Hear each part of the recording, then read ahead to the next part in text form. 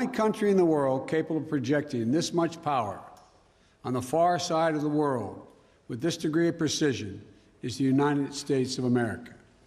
We've already evacuated more than 18,000 people since July and approximately 13,000 since our military airlift began on August the 14th. Thousands more have been evacuated on private charter flights facilitated by the U.S. government. These numbers include American citizens and permanent residents, as well as their families. It includes SIV applicants and their families, those Afghans who have worked alongside us, served alongside of us, gone into combat with us, and provided invaluable assistance to us, such as translators and interpreters.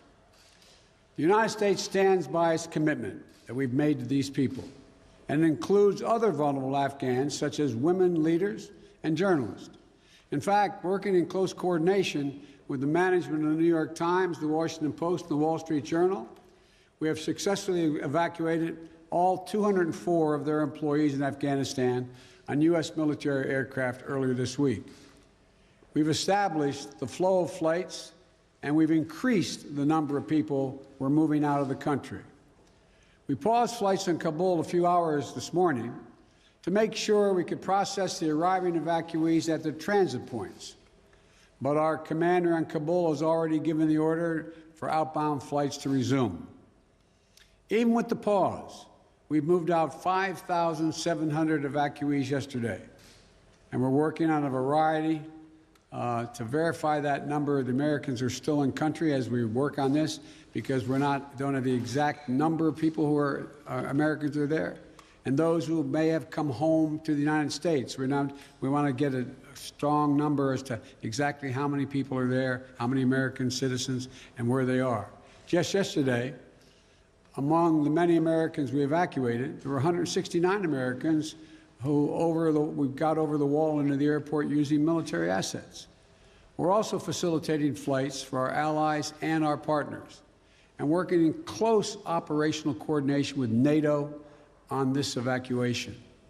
For example, we provided overwatch for the French convoy bringing hundreds of their people from the French embassy to the airport. These operations are going to continue over the coming days before we complete our drawdown.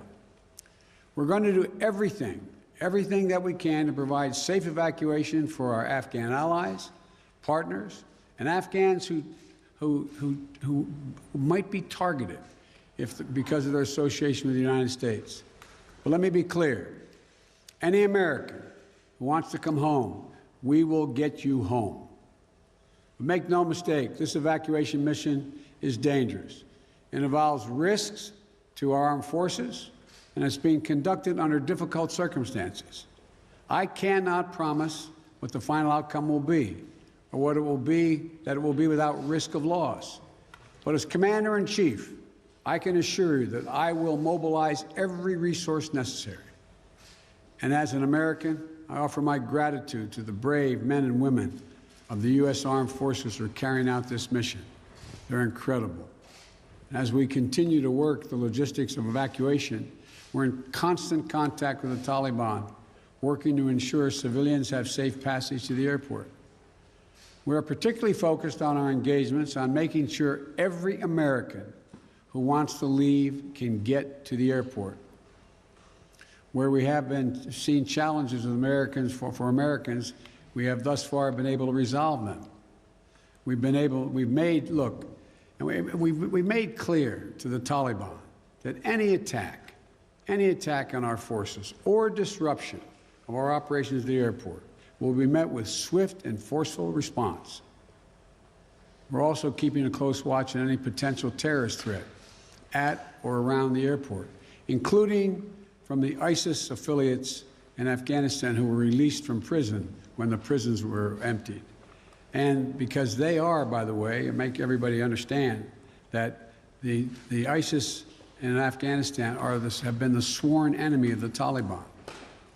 I've said all along, we're going to retain a laser focus on our counterterrorism mission, working in close coordination with our allies and our partners, and all those who have an interest in ensuring stability in the region.